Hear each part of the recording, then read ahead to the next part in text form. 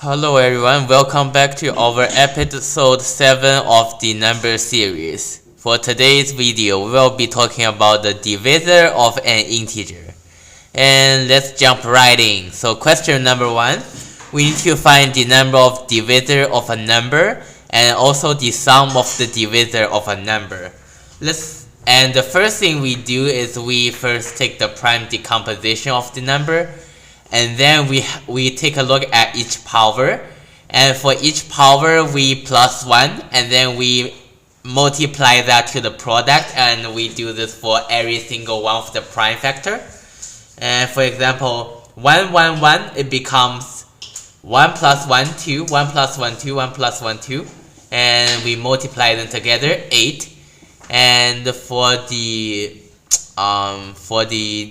sum of the divisor, we do 1 plus 2 equals to 3, 1 plus 3 equals to 4, 1 plus 7 equals to 8, and then we multiply this together, we get 96. Let's take a look at this one. So the same technique still applies. So 2 plus 1, 3, 1 plus 1, 2, 1 plus 1, 2, 1 plus 1, 2, and then we multiply them together, 24. And this one, 1 plus 2 plus 4, 7, 1 plus 3, 4, 1 plus 5, 6, 1 plus 7, 8, and we multiply them together, and we got this. And sometimes when the power is getting very, very big, what we're gonna do is, this number is the prime factor to the power of the original power plus 1, and here minus 1, and at the bottom it is that prime factor minus 1.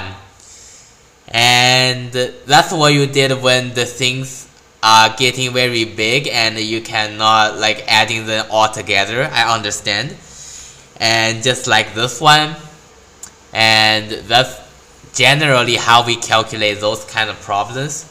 And just check your work. I'm not going to say too much about it. It should be very simple to understand. Just check your work here, alright? And question 5, show that the sum of the divisor n is odd if n is the power of 2. So n equals to 2 to the power of k, and we know that the sum of the divisor of 2 to the power of k is 2 to the power of k plus 1 minus 1. This is even, this is odd, so the whole thing is odd. And question 6, prove that if fn is multiplicable, and then so is fn over n.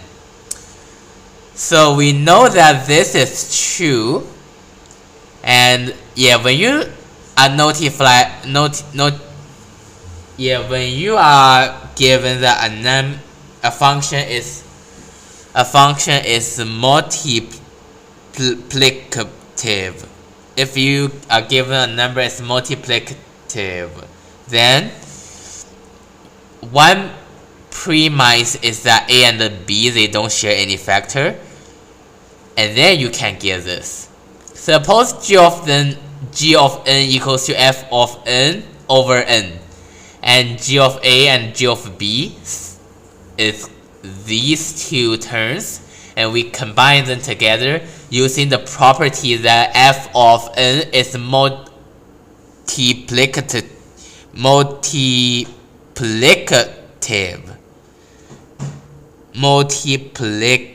Okay, very hard word to pronounce.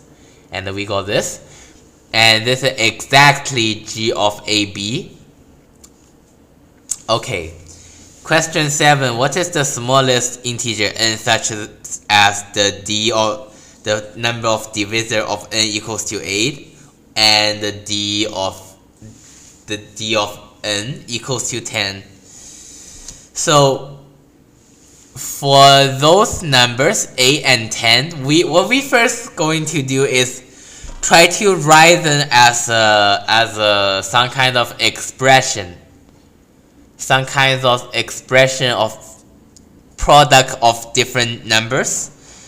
For example, 8 could be written in form of 2 times 2 times 2. And we know that it has 3 prime factor and each have a power of 1. And we pick the smallest prime factor, and that's what we get in this case. And it can also be written as a equals to 4 times 2. Therefore, 2 times the power of 3 times 3 equals to 24. And also a could just be written as a times 1, which is 2 to the power of 7 equals to 128, which we compared those 3 and we find 24 is the smallest.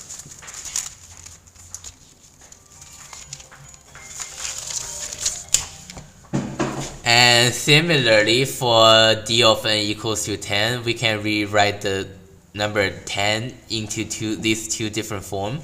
And we compare those two, we find 48 is the smallest. Question number 8. Does d of n equals d equals to k always have a solution n for each k? The answer is yes. Suppose n is a prime factor to the power of k minus 1. Then d of n is equals to k. Well, yeah, this is very easy to understand, and it is also mentioned in the book for a single prime factor. So question number 9. So a mathematician asks for a number with 60 divisors and find one that's smaller than 10,000. So we can rewrite 60 in form of this, and we have this, and there's multiple solution here. It doesn't even have to be this one. Well, this is probably the smallest one, I think, but I'm not sure. I could be wrong. Question 10. Find infinitely many n such as d of n equals to 60. Then just repeat our prime factor trick, and d of n is always equals to 60. And for question 11, if p is an odd factor for which k is this thing odd, so we know that there's a total of k terms here, excluding this one, and we are discussing about the modulo 2 over here. We know p is odd, and we can change them to 1. And there's a total of k ones here and a 1 outside. There's a total of k plus 1 terms. So for k is even, there are going to be an even number of 1s and leading the result to be 1. And question 12, using the fact that we get in 11, and for each prime factor in the prime decomposition form of a number, each power of that prime factor should be even for that factor to become odd, as we know that the sum of the divisor is a multiplicative function.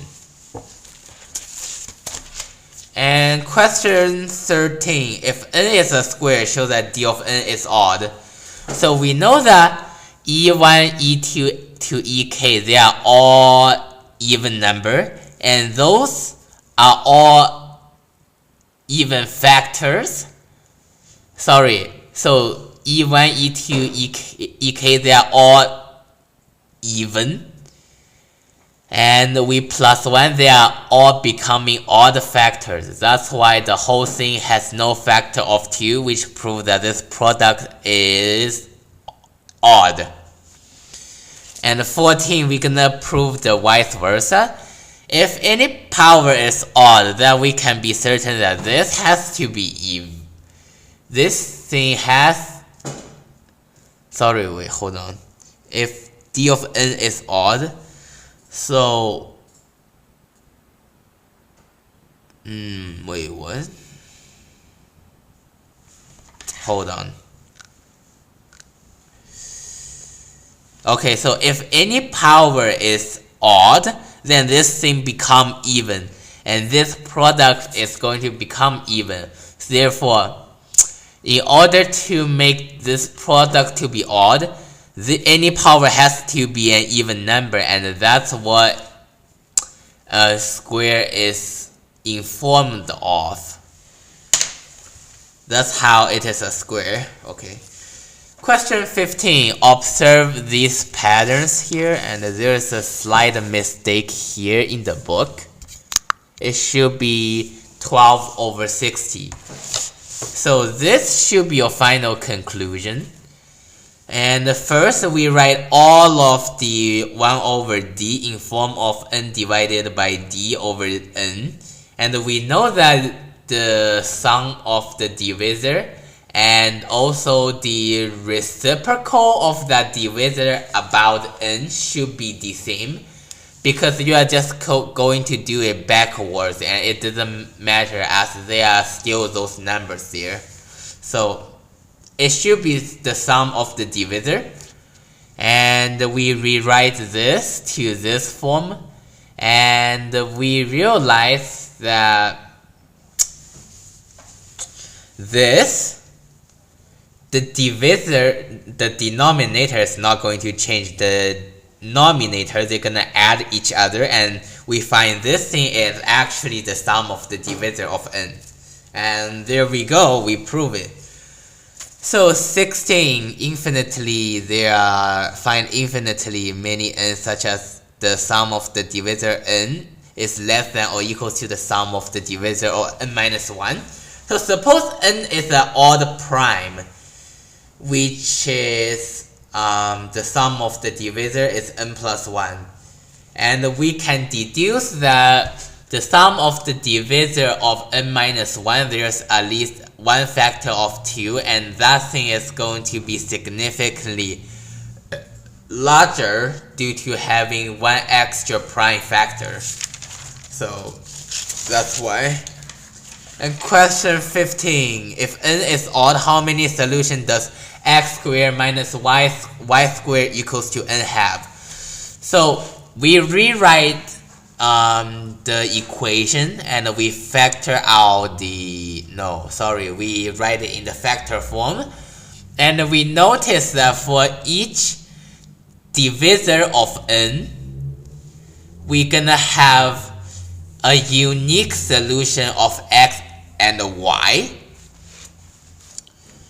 Each unique solution pair of x and y. Since x is always going to be positive, we're gonna multiply the result by 2 at the end. There's a total of dn divisor of n, and we multiply 2 at the end, and that's how many solution pairs are there. Question 18. Develop a formula for the sum of the square of the positive divisor of n. So this is the formula. So imagine that n is in form of this, and for each prime factor, this means the product. Okay, so this is the power. This is the power, and this is the prime factor. We multiply 2 at the front, and minus 1 pi squared minus 1, and that's the formula. And let's just make an example out of this. Suppose I want to know this. Let's say 9. Okay, so we know that the divisor is 3, 1, 3, and 9. And then we take the square, 1, 9, and 81. So the result should be, we add those together, the result should be 91.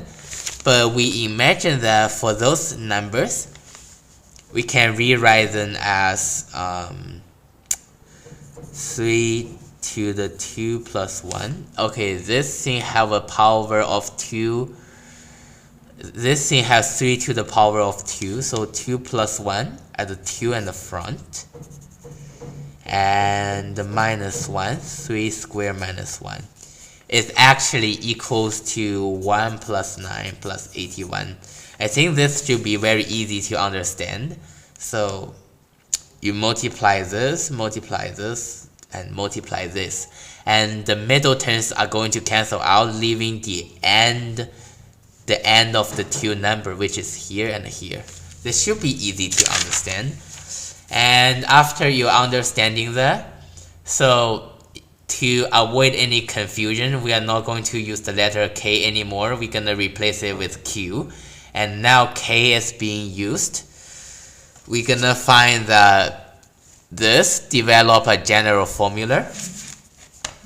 And this thing is 2 over here because this is 2. And now this becomes K. We replace it with K. K, okay. Yeah, if you get question 18, question 19 is not very difficult to find. Besides, if you are really stuck, the answer to this question is in the comment section at the end of this book. And question 20, show that the product of the positive divisor of n is n divisor of n divided by 2. Okay, so we know that on average, among all of the divisor of the number n, the average number of the power to a specific prime factor of n is this thing over here. Like some number could have no power of this prime at all. Some divisor have a maximum of e to the ei, which is the original power of that prime factor. This could be the maximum power of any divisor. And we take the average by divided by 2. This is the minimum maximum we divided by 2. And we know that there's a total of dn divisors. Therefore, for each specific prime factor, we know that the product have a total of pi to the power of this thing multiply this thing. Yeah. Okay, I write it a little small here. I gonna zoom in. Yes. And after that, we're gonna take the E1, EK down here, and we combine those and take this thing out, and we find that it is n to the power of dn over 2. I hope this could be helpful, this section of videos, to help you maybe when you are stuck on a specific problem and you see my solution and you get it. I hope it could be helpful. Well, although I'm not really good at teaching math, especially when speaking English, but I'm trying to improve, alright?